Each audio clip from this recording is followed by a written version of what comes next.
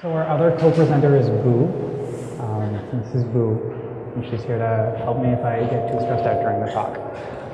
So yeah, this is a talk on structured streaming with Spark, and we're focusing on machine learning. And there's a lot of feedback, but it's built with experimental APIs, and I think it's really important. If you take nothing else away from this talk, structured streaming is very experimental. So please keep that in mind.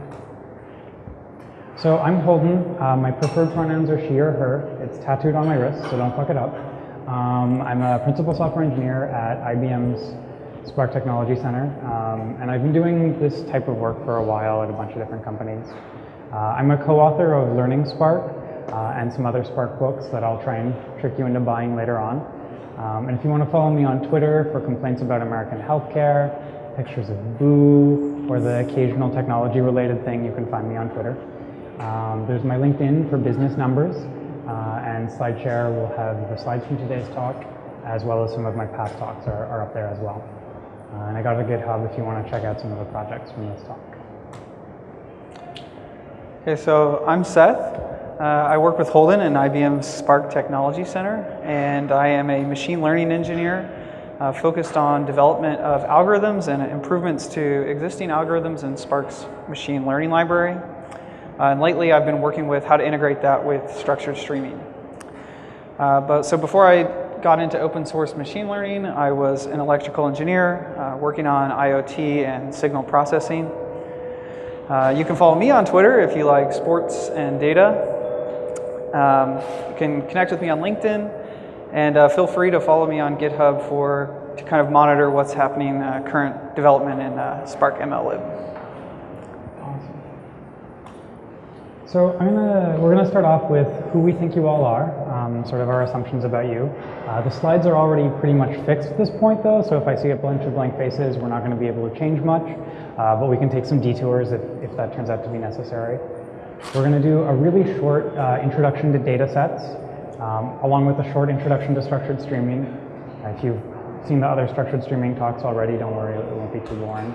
And then we're going to talk about what structured streaming is, but also what structured streaming is not, which is something which is often overlooked in a lot of these talks. Everything is magical and it's going to fix all of our problems, but occasionally it turns out some of our problems aren't going to be fixed. We'll talk about some of those. Then we're also going to do the exciting part of building some cool machine learning tools on top of structured streaming, so you can go and have some really cool fun with machine learning in Spark. So I'm hoping you're all nice people. You bothered to show up to a talk on Thursday, so that's pretty good. Thank you for staying around for the second half of the conference. I'm hoping you don't mind pictures of cats. If you do, you're gonna have to ignore the top part of most of the slides, but that's okay. How many people know some Apache Spark? I would really love a show of hands. Okay, that's great. I am very excited. This talk will make a lot more sense. Okay. How many people know the dataset API? Okay, cool, that's awesome. So you all are going to be bored by like 3 slides, but for the rest of you, those 3 slides will be very useful. And presumably you're here because you're interested in structured streaming, or you just like pictures of cats, which is cool too. So this is really, really alpha code, and I don't just mean the code on the slides. I mean Spark structured streaming itself is really, really alpha. And we forgot to put the experimental annotation on the APIs, so it doesn't show up that way if you're looking at the documentation, which is an unfortunate oversight. But I think it's really important that you take away the message of please don't use this in production. I know some other people have told you to use it in production today. I have a different view on this, so you can choose which one of us you want to listen to. But I think structured streaming is really exciting, but not ready for production because you're going to get a cat, you're going to step on its tail, and it's going to claw your eyes out, and that's just a bad scene. It is not worth it. But it's really interesting, and we can look at what the APIs look like today, and in like 4 to 6 months, when the next release comes along, we can actually start using them in production, but we can learn about them now. So what are data sets? They're new in Spark 1.6, and they give us a strongly typed at compile time version of data frames. And in Spark 2.0, data frames are actually now just a subclass of data sets where we don't have this extra compile time information. I think what's really awesome about data sets is they make it easy for us to intermix functional and relational style code. And so if you want to write like SQL expressions, or if you have someone on your team that's really much more comfortable in SQL, but you're much more comfortable in Java, you can actually work together without having to save your data out and work in different systems, or like even transfer it between the RDDs and the data frames and back and forth. You can just keep it in the happy Spark SQL land. And the reason we're talking about it is because it's the basis for structured streaming. So that's pretty exciting, because it also means that we can start doing SQL queries on streaming data, which is pretty neat. Out of interest, how many people hate UDFs in Hive? Okay. So data sets can also save you from having to make Hive UDFs. And I think that's pretty awesome, because making Hive UDFs was the bane of my existence for a few months before I tricked someone into taking that project over. That was a good day. So here's how we can use data sets to mix sort of functional and relational queries. We've got sort of two relational style queries at the start, right? We can see we're filtering for happy pandas, because I like pandas that are happy, and then I'm interested in attribute 0 for some reason. I don't know. This is not a great example. But then I've got some arbitrary Scala code at the end of that, right? And so that's kind of cool, because I didn't have to like switch it in between systems, and I can have both like this functional style query and some relational style queries as well. Here is it annotated with a different cat. But I mean, that's not super exciting, because the Scala code is at the end, right? But what's really neat, in my view, is that we can use functional style maps in the middle of relational style queries. And we could actually run like a full SQL string against the result of this map. And it figures out the types for us automatically, and it's really nice. I like writing Scala code, but not everyone does, and so this lets me get away with writing more Scala code. And we can use it for streaming, yay! Just like these pandas, it occasionally hurts, but it's a lot of fun. So structured streaming is new to Spark 2.0, and it extends the dataset API to represent continuous tables. So you can sort of think of it as like this giant SQL table, which is just having records added to it as you go. It's still really early stages, but it brings a whole bunch of really cool possible optimizations, which Seth is going to talk about some of them. And we can use it to build a machine learning pipeline together. Now, I don't see TD in the audience, which is very good, but if you are TD hanging out here, just cover your eyes. I'm going to have to use some of your internal APIs, and I'm sorry. Please forgive me. Please don't tell TD that we're using his internal APIs. He'll be upset, and TD's a very nice person, and I don't want to upset him any more than I already have. So we'll have to use some hacks, but if we all play along together, no one will find out, except for the recording. That's probably going on YouTube. So that's subtle. So Seth is going to show you how to actually use some of this stuff. Okay, so one of the really cool design goals for structured streaming was that when we're working with batch or we want to work with streaming, we shouldn't really have to think about those things any differently. So as Holden said, when we work with batch, we think of just running some computations on a big table of numbers. And when we work with streaming, we're just running a computation continuously on a table of numbers that has records being appended to it. So that gives us a really nice way to think about, or to transition from batch to streaming. We'll see how the API sort of allows us to work with that in much the same way. So for instance, in the batch API, you call spark.read, so working with the Spark session, and the only difference we have to make in our code to connect us to a streaming source is to use spark.readStream. And that really just, that gives us back a data stream reader object, and we can configure that to basically just tell Spark that the source of our data is going to be a stream. And so we have to tell it what kind of streaming source we actually want to use, and we pass that in through this format method. And that's going to, in this example, we're going to use a file stream source that's going to continuously have Parquet files written to it. So the file stream source just monitors a directory in the local file system and looks for new files to appear. And when those do, Spark is going to actually see those as new records in our stream and start processing them. So when we call load on that data stream reader object, that's going to give us back a data set, a streaming data set to be more specific. And there's actually no difference. This is exactly the same data set class as we'd use in the batch API. And so all the methods that exist we can use for streaming, even though some of those don't really make sense in a streaming context, and they'll actually fail at runtime. We'll talk about kind of why that happens and what to avoid a little bit later on. And so we can actually detect whether or not it's a streaming data set by using this isStreaming method, which ships with Spark 2.0. And much like the batch API, we're really just building up a sort of processing plan. In Spark, it's called a logical plan. And right now, all our logical plan knows is it's got this single node that says, okay, I'm connected to a streaming source. We're going to see how that logical plan changes to actually grab specific records in our stream a little bit later. Okay, so in this example, we've got a bunch of records streaming in. Have two columns. One is the number of coffees consumed, and the other is some numeric measure of happiness. And so we suspect that maybe people that have had a few cups of coffee are pretty happy. People that maybe have had like 10, 15 are starting to feel a little bit sad. Maybe they need to stop. But we're interested in actually understanding that relationship. And we want to start with that by just running a simple group by to average. So we can actually invoke some relational methods on our streaming data set.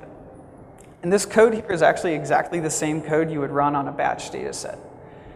So internally, we're actually just building up that logical plan, that sort of processing tree.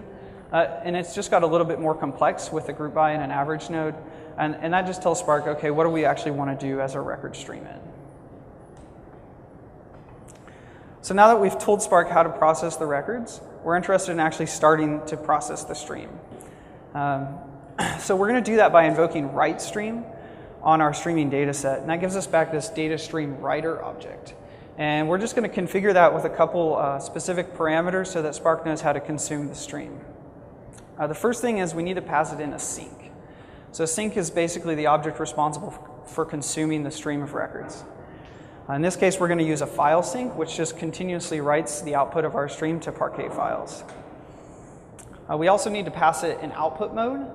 And the output mode you can kind of think of as the view of the data or the view of the stream that the sync receives each time we send records to it. So for something like doing a group by over coffees, we might assume that there's a finite number of coffees that a person can consume. So we know that we can safely output the complete result of that stream to our sync every time. If we're doing a map transform on a stream of data, the output of that would actually be an infinitely long table. So we couldn't use complete output mode. We'd probably use something like append, which just outputs the new records that appear each interval.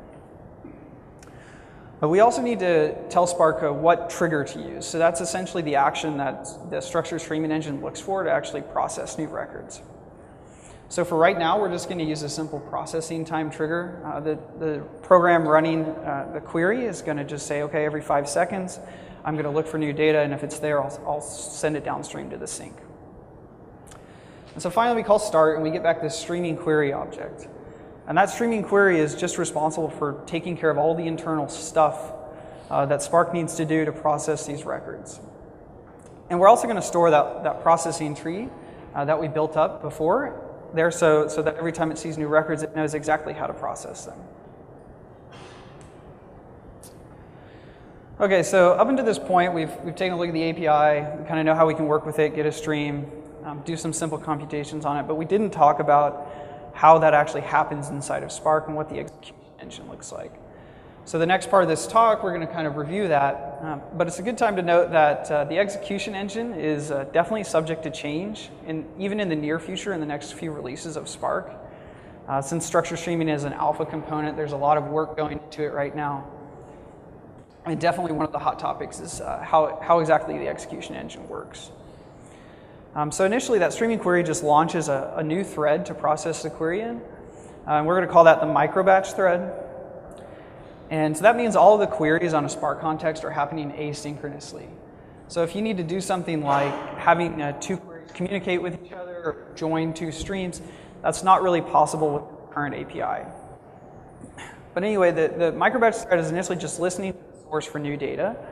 And the way it detects whether or not the source has new data is by checking for the available offsets.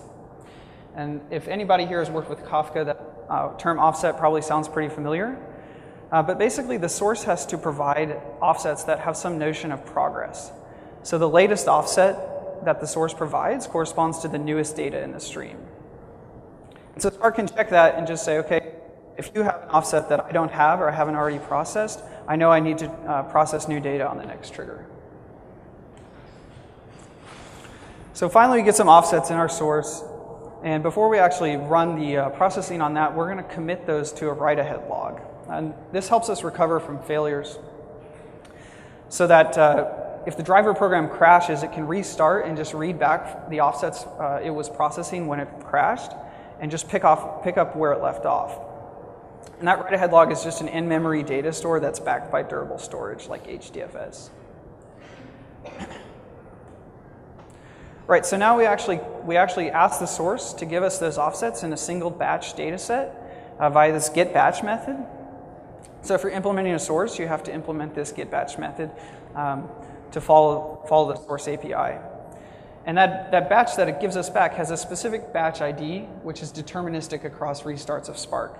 So if we fail, we can ask for that batch ID again and know that it corresponds to exactly those offsets. Right, so we remember that we stored that processing tree within our streaming query. And so we're going to grab that now and replace that generic source node where we just said this is a streaming source with a node that tells us how to get a specific chunk of data from our stream. And so now we have this deterministic plan, whereas before it was sort of this like abstract, okay, we're going to process this stream. Now we have a deterministic logical plan that says this is how we're going to process exactly this batch of data.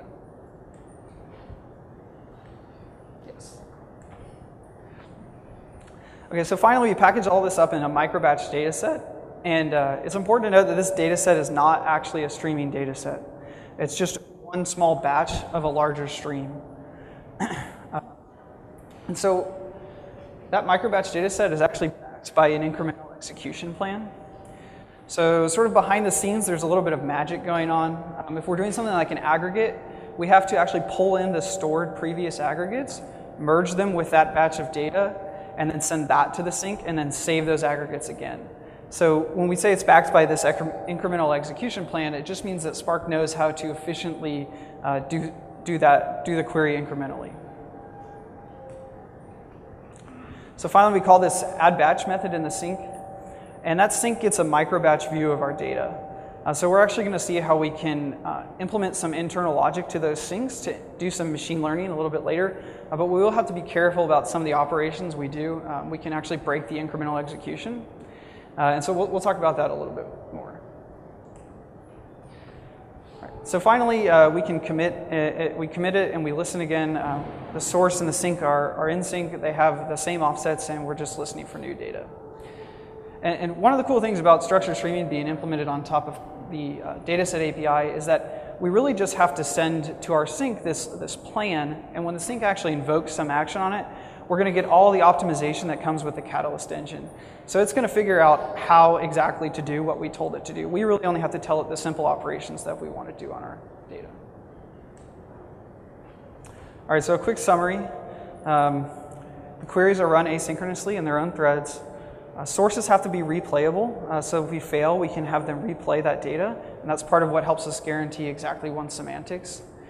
We use write-ahead logs for durability, and the sinks must be idempotent. So that's one of the interfaces you have to obey when you implement your own sink, is that if we commit the same offsets to it twice, it must appear as though we've only committed them once.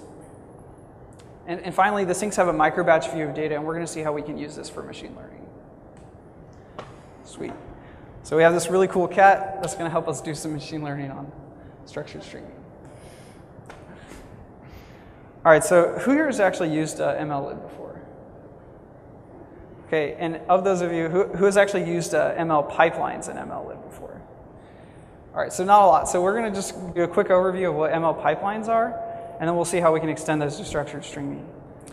So usually when we work with data, we don't just have some data set we can plug into a machine learning algorithm and call it a day. We usually have some pre-processing steps that we want to do. We might even chain more than one algorithm together. And so for that reason, the ML library in Spark gives us this really succinct API to do what we call pipelines, which is really just a chain of operations. And so we have this estimator and transformer concept. An estimator is something that needs to learn from data. So it needs to be fit on that data, and it produces a transformer. And a transformer is something that has a learned model and can take in data and output transform data. So when we think about extending that idea to structured streaming, much in the way with the batch API, we didn't just want to run a single query once on some static piece of data. We actually just want to fit an estimator continuously on a stream of data as it comes in.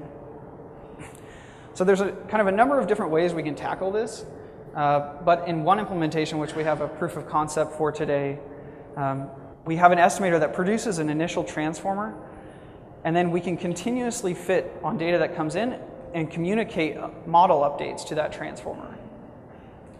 So that means our transformers are now mutable, and they have to provide some sort of API mechanism to accept updates from an estimator and update their model parameters so that they're always reflect the newest data. All right, so we can't actually reuse the transformer and estimator classes directly because we do have to have this additional functionality. But this is an example of a couple of traits that add a few methods to the existing estimator and transformer classes that allow us to use these as pipeline stages in a streaming pipeline. So we have a streaming model which just implements one new method called update, and it's type parameterized by some set of sufficient statistics. So if we're doing something like updating a linear regression model, that type S might be just an array of doubles, where each element in the array corresponds to the update for each coefficient in our model. And our streaming estimator just has to update two additional methods. It needs to keep a pointer to the model so that we can communicate updates as we learn from the data. And it also has its own update method, which accepts one of those microbatch data sets so that it can perform some sort of aggregation, maybe a gradient update for linear regression, and then communicate that gradient step to the streaming model. All right, now Holden's going to talk to you about using the sync API.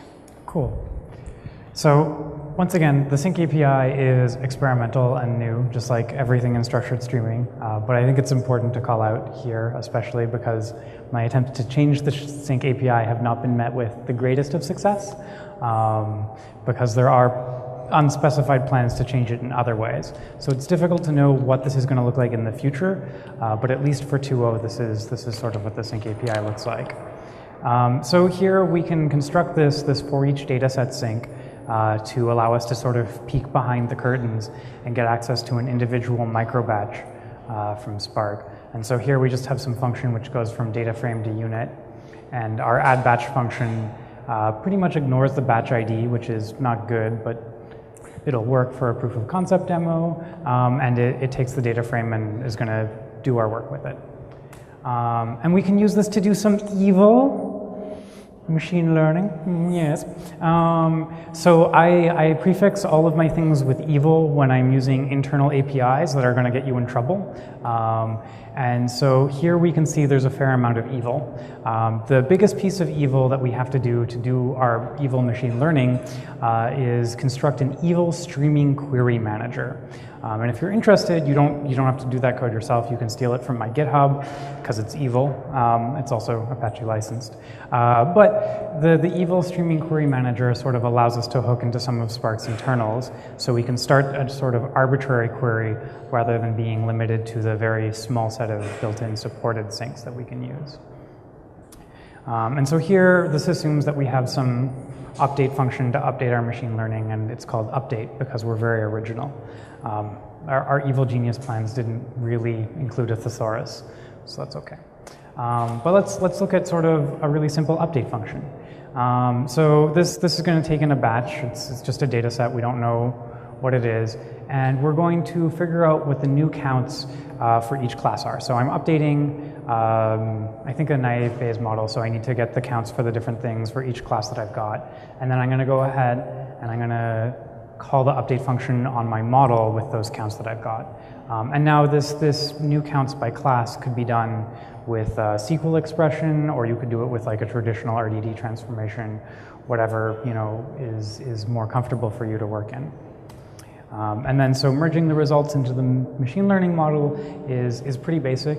And if we're building a streaming machine learning model that's similar to one of the existing Spark streaming machine learning models in the old API, but we want to make it work with the new API, we can actually go and look at some of their update code and use that as a basis for making our own merging code. And because I'm pretty lazy, that's where some of this code came from. But we can see there's sort of two cases. So if we've encountered a new label, that's really awesome, and we can just like directly store the result, because that's really easy. But if we've got like a label that we've seen before, then we need to actually just like update the previous vector. And once this update function is called, our machine learning model now is updated for our new happy examples, and we can predict new fun things with it. But this is very algorithm specific. So if you try and take this update function and like use it for linear regression, you're going to have a bad time. So you're going to have to go and figure out which specific algorithm it is you're interested in supporting, and then either find some code that shows you how to do it and steal it, and then modify it a little bit to work with your aggregation, or you can go read some papers and figure out how to do it. I find it's easier to steal the code, but whatever works for you. It's cool. Now, you might be a good person. You might be going, Holden, you're talking about doing evil things, and you've got a really cute stuffed animal here. How can you be this person? And it's true, I am talking about doing evil. So there are some alternatives to being evil. The first one that you might think of if you've looked at the Spark Structured Streaming API is that there is already a for each writer, so why did I make my own? Right? Clearly, we should just use the one that TD gave us, because TD is a very nice person, and we should not make him sad. But it turns out the for each writer doesn't quite do what we need it to do. So Spark's current for each writer only allows for the code to execute on the workers. And that's great, right? Because most of the work that we want to do in Spark is distributed by nature, and therefore we want most of our work to be happening on the workers. The problem is at some point we need to update our model, and traditionally our models live on the driver program. And for each writer doesn't give us a way to bring our updates back from the workers to the driver program. So we'll have to hook something else in. So there's some options. We could use accumulators. Has anyone worked with Spark accumulators before? Cool. Keep your hands up if that worked well for you. 2 people. Okay, cool. So that's awesome. Maybe 3. Okay. So Spark accumulators are really nice. They also changed in Spark 2.0, so that's lovely. But they actually do work well in the for each case. So accumulators are one of the options we could use, but it doesn't really give us a lot of benefit over doing evil things. But if you want to do nice things, you could use accumulators and be a good citizen. So that's a very good option. The other one is we could write our updates out to Kafka, and we could have a separate Spark job to pick up the updates from Kafka and put them back into our model. But that seems a little convoluted to have like the data come in probably from HDFS, go out to Kafka, and then come back in. That seems somewhat unnecessary. So I prefer evil. And I encourage you to consider evil, not for production use, but while you're playing around with it. And the other option, which is probably the best option, is waiting for the future. While I'm not very good at predicting the future, there's some interesting pull requests out there, and one of them adds the ability to do what's called a worker-side broadcast. So we can take the data from the workers and actually send it to all of the other workers. Right now in Spark, you normally do that by a shuffle, but that doesn't work out so well for something like this, because we actually want to send the data from each worker to all of the other workers, but only a small amount of data. And the shuffle is very much, I have a big amount of data and I want to send some of it to each specific worker. So the worker-side broadcast is really interesting, and it's not a guarantee that it'll get in, but I think we'll see something like it in the near future, and then we can do some cool things with it. But if you decided you wanted to be a good person, you might want to learn how to use the correct API. And this is how you can use the correct API without being an evil person. So you use for each writer, and you have to put your process logic inside of process. And inside of process, you get a per record view. And that's okay, right? The only problem is I probably actually want a per partition view, right? I don't want like each individual little record while I'm doing my update, because that's just I'm gonna have a whole bunch of updates coming in, and I'm gonna overwhelm my parameter server. So it's not great, but it doesn't use the private APIs, so you can use it, and it'll probably improve in the future. And we could use this to store our happiness by coffee data out to a database or whatever thing it is we're interested in. I am personally of different opinions of Seth on how happy people are with coffee. I think it's just going up like that. And there is clearly no upper bound on how much coffee I should drink, despite what my doctor says. So in review, what is structured streaming? So structured streaming still uses a microbatch architecture. It's going to change in the future probably, but for today, it's still very similar to dstreams from a back-end point of view. We don't really know what it's going to look like. It's an area of active research to see sort of what the alternative execution engines are going to be like. So it's difficult to tell you anything particularly useful here. And there's a whole bunch of places where we can't use it. And this is the slide that I really wish was in all of the other structured streaming talks, but I'm biased because I wrote it and I like this cat. So a lot of random methods on data frames and data sets aren't going to work. And they're not going to be the ones that make sense to you, right? For example, calling toJSON on a streaming data set isn't going to work because of some fiddly implementation details. And that's just pretty much the state of the world. While the class is the same as the class that we use for our regular batch processing, it looks like there's API parity, there isn't true API parity yet, because a lot of these things are going to fail at runtime. If you want to run a query inside of a sink, it's not going to work. You have to do some kind of convoluted magic to like take your data set, turn it into an RDD, and then turn it back into a data set, and then you can run your query on it and turn it into an RDD and save it out. If you want to receive data from something besides HDFS, you're pretty much out of luck for now. There's two competing, or three, I think it's two, competing implementations to add Kafka support to this, which is really exciting, because, I mean, streaming HDFS files is not real streaming. But I'm looking forward to seeing Kafka support, but it's also not here yet. And that's pretty much the main places. I think the big one is the API is just randomly going to fail for you at runtime a bunch, so please don't use this in production. Please. It's wonderful to play with because those bugs are going to get fixed and you can learn them today, but if you use this in production, I'm going to be very sad, and if you work in healthcare and use this in production, you're going to make Boo cry. So don't do that. She's never cried before. So on a happier note, like what does the future look like for ML pipelines in the streaming world? I'm actually really curious. How many people want to train and predict simultaneously on the same data set? Okay, there's at least 4 of you, and you have crushed my design document. Just crushed it. I'd love to hear more from you. I've got a survey where I'd love to hear what you're doing with that, so we can maybe figure out if there's a better way to support this. There's some open questions around how we want to handle robustness with failures. So Spark reprocesses some stuff on failure, and we could do something really smart, or we could be kind of lazy and just keep a hash map and save it out to disk. I don't know. I'm in favor of the lazy approach, but that never seems to go over very well. And we also need to extend ML writable. So there's no really good way to get a streaming view of, it's a streaming export of your model, right? And I think Spark, while it is really powerful for training our models, is maybe not all that good for serving our models. Like at the end of the last talk, the serving side normally isn't inside of Spark. We tend to serve inside of another system. So it's important that we actually enable people to get a streaming view of their updates so they can write it out and they can start serving it in another system.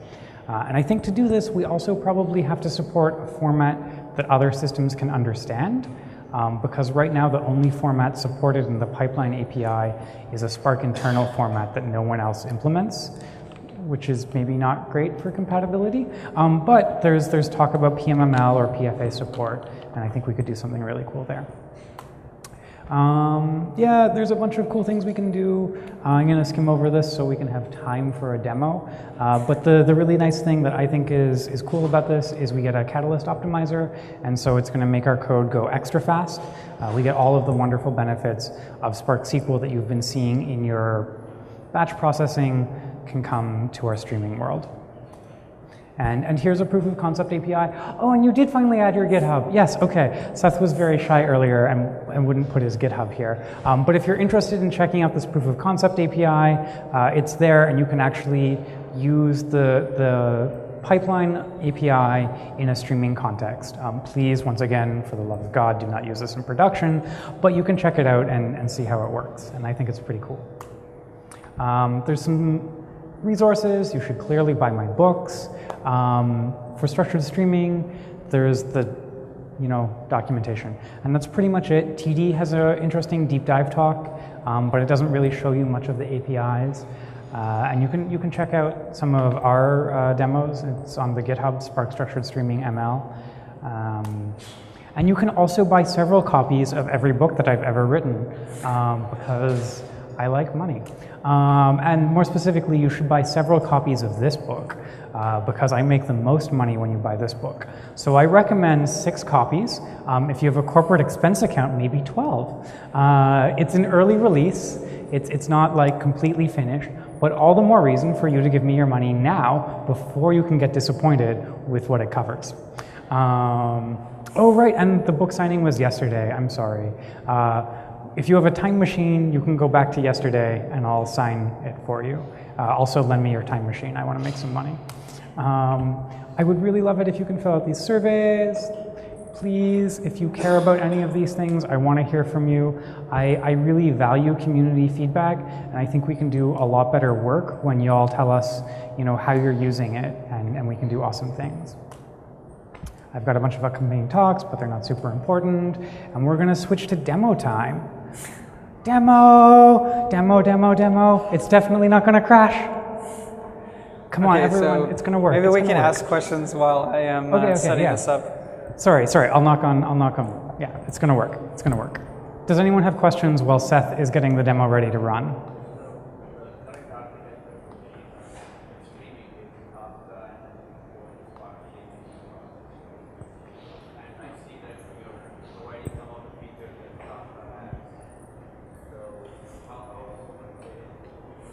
That's a really good question. So I think the question was, the correct way to use Spark streaming for machine learning is to bring in the data from Kafka, process it in Spark, but Spark is doing some of the features that Kafka is doing. What's the correct architecture look like? And I'm biased, so I think all of your logic goes into Spark, and Kafka serves as a pipe.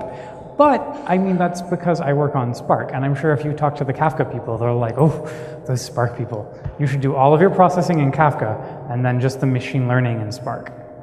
So you can get whichever answer you want for your architecture. Just ask different people. Is your demo ready? It's running! A pretty simple demo. Basically, we've just trained the pipeline that you guys saw in the slides. This is the 20 newsgroup data sets, so it's just taking in some raw text. Each article is written about some topic, and it has a label. And we're just updating a naive Bayes. We're taking the text, doing some feature hashing, training a string indexer, and then updating a naive Bayes model to predict the outcome class. And it prints the accuracy with each batch. I think it's running in batches of 10 data points right now. Cool. Do we have time for more questions? Awesome. Does anyone else have questions? Sorry? Does structured streaming use tungsten? Yeah, actually, so that's one of the wonderful things about structured streaming is we can use tungsten because it's part of the data set and Spark SQL API. We can get this really efficient representation of our data, much more so than we could with dstreams. And that's one of the reasons to use structured streaming once it works.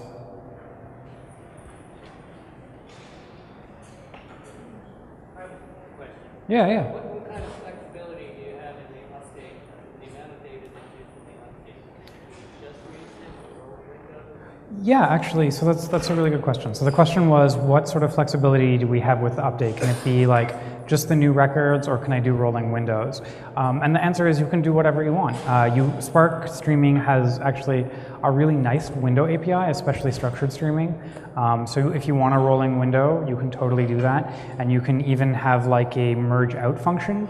So if you want to have like a 1 hour window and you want to start like saying the things I saw an hour ago aren't valid anymore, then you can start kicking them out.